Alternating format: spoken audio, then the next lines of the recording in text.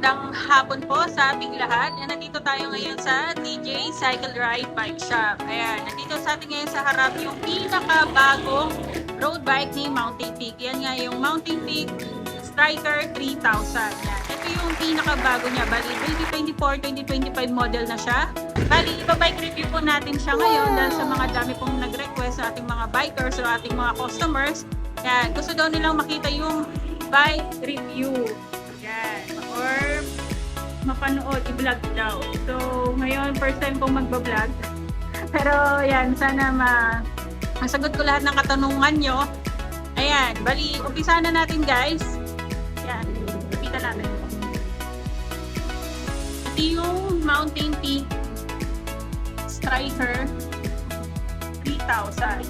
Yan, ito yung pinaka-decals niya. Bali, ang color pala niya guys is red. So, may dumating siyang color, matte black, red, ito na yung red, tsaka yung silvery. Ito yung silvery, kung tawagin. Kasi sa box niya, ang naka-indicate doon is board na silvery mismo. Parang silver, ganon. Yan, glossy siya guys Yan, color red siya na glossy. May kakulay siya sa Mountain Peak Ninja 2, yung lumabas noon na recently lang din. Ganito din yung pagka-red niya. Parehas na parehas sila. So, ang group set nga pala nito ay Shimano Sora. Yan, pakita natin ano yung mga Sora niya. Ito, Shimano Sora din yung RD niya. Bali, 2x9 speed siya. Yung sprocket niya is 32 thick siya. Yan. Bali, cassette type siya, no? Cassette type na yung sprocket niya. Tapos yung chain niya, KMC chain na rin siya. KMC na. Tapos yung FD niya, is Sora na rin. Ayan. Bali yung klase ng FD niya is brace-on type siya. So, pag may bala kayo magpalit, so, ang pinakauna nyo hanapin is brace-on na FD. Ito naman yung pinaka-crankset niya. Yung crankset niya is thread type pa po siya or square type pala, I mean yan. Square type pa po yung sprocket niya. Yung teeth niya is 34-50 teeth. Yan. 34 tong maliit, tapos 50 tong malaki. Yung pinakamalaki. So, square type pa siya. Yan. Pero yung bottom bracket niya, yan. Thread type siya. Pag bibili kayo ng bottom bracket na Halotech na, in the future na gusto nyong magpalit ng Halotech, yan. Thread type po yung bibili ng Halotech. Tapos, ito naman yung Sora din yung ano niya, STI or shifter. Yan, Sora na siya. Ito din yung pinaka drop bar niya, yan. Pinaka maganda kasi dito guys is naka ano na siya, integrated drop bar na siya. Malinis na malinis, wala na siyang cable na makikita. Yan, nakita niyo naman, wala na siyang wire. Bali yung wire niya, makikita niyo dito na siya lalabas from here. Yan, wala, pinakamalinis na siya. Ito yung uso kasi ngayon, yung malinis tingnan, yung drop bar integrated ang tawag dyan. Bali, alloy na rin po yung drop bar niya. So, yung sa stem pala, yung mga nagtatanong, is 80mm yung haba ng pinaka-stem niya. 80mm siya. Tapos yung headset niya, at yung headset niya, from here, is silvering na po.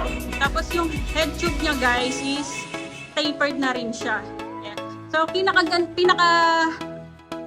pala din ito ni Striker is smooth welding na po siya. Yan, smooth welding na talaga po. Bali kanina naghahanap ako baka may hindi pang smooth na welding pero wala akong nakita. Ang linis-linis siya talaga. So, pakita natin yung mga welding na pinagkabitan. Ayan. Yan po, smooth welding.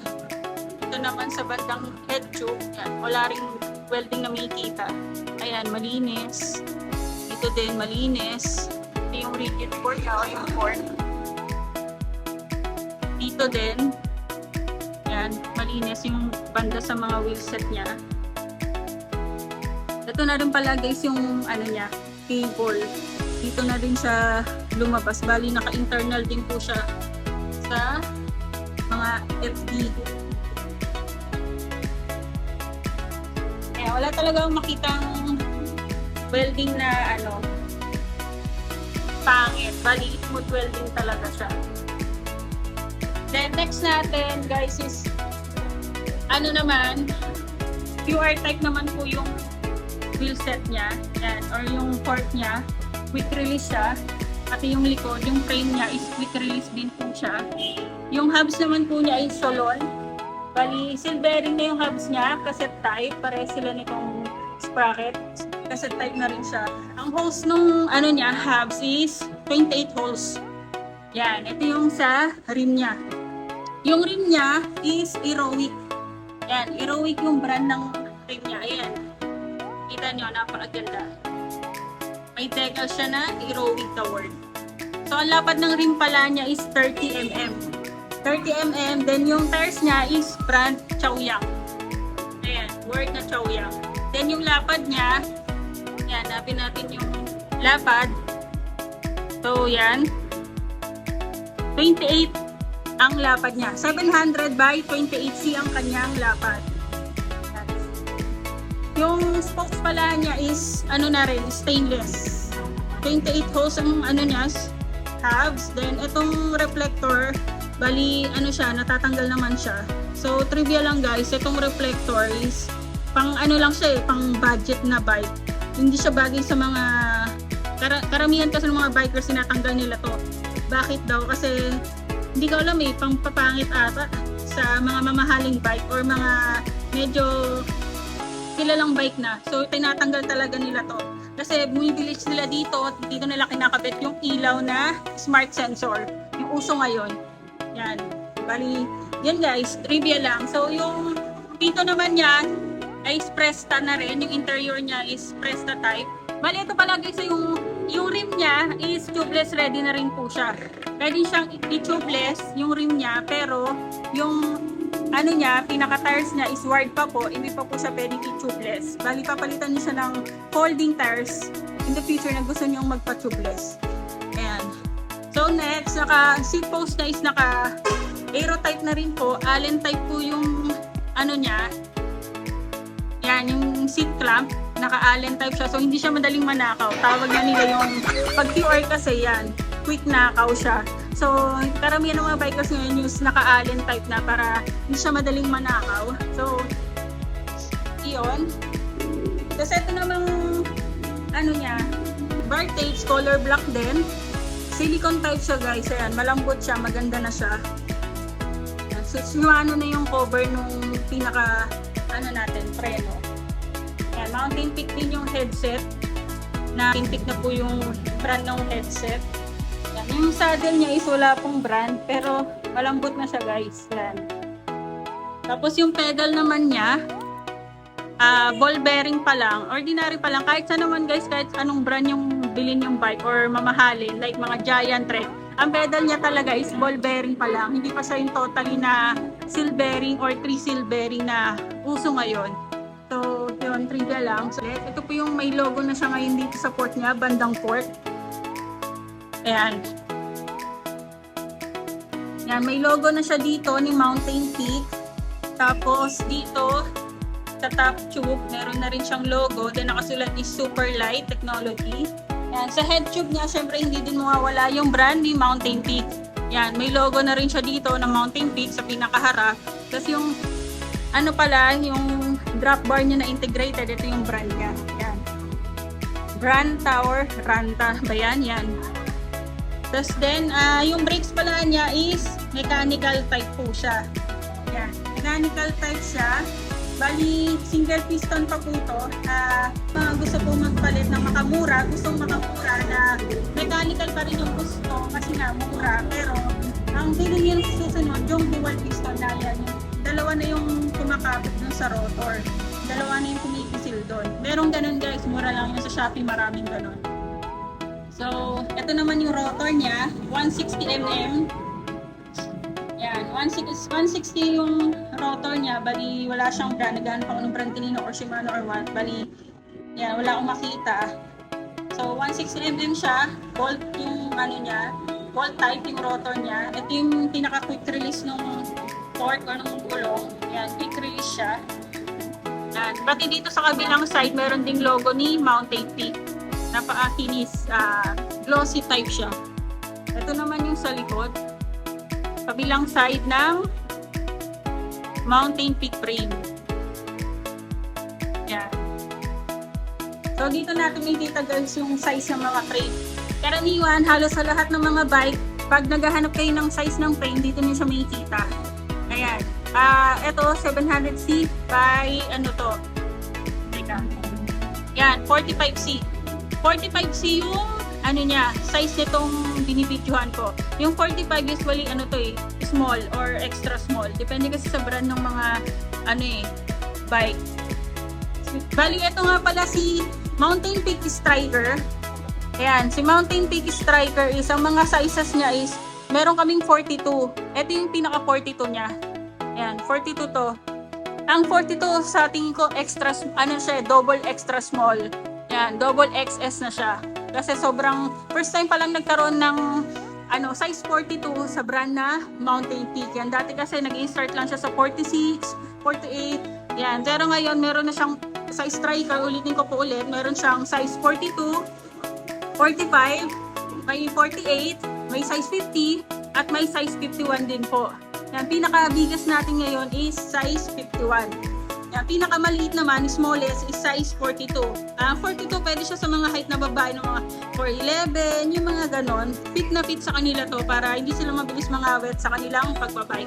Pala yung battle cage yung lagayan niya, dalawa siya no, isa dito, tapos isa naman dito sa gilid. Bali, dalawa yung lagayan niya ng tubig. So, okay siya. Bali, para kahit pang mag-long ride kayo, marami kayong extra bottle na pwedeng dalhin. So, ngayon titimbangin natin siya dahil marami din nagtatanong kung gaano kabigat si Mountain Peak Striker na new version na yan. Bali, ito yung ating bike mechanic, titimbangin natin yan. Actual nyo na siyang makikita guys, hindi na tayo nanguhula or what.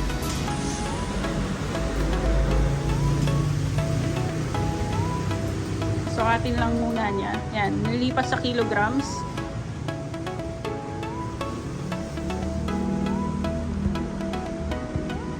Ilan siya?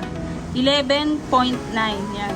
11 kilograms yung timbang nito ni Mountain Peak Striker. Size ano to guys Size 45.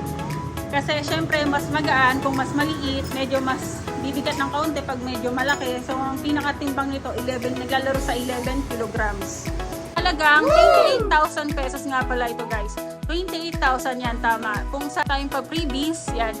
At higit sa lahat, pwede nyo siyang installment via home credit or credit card installment.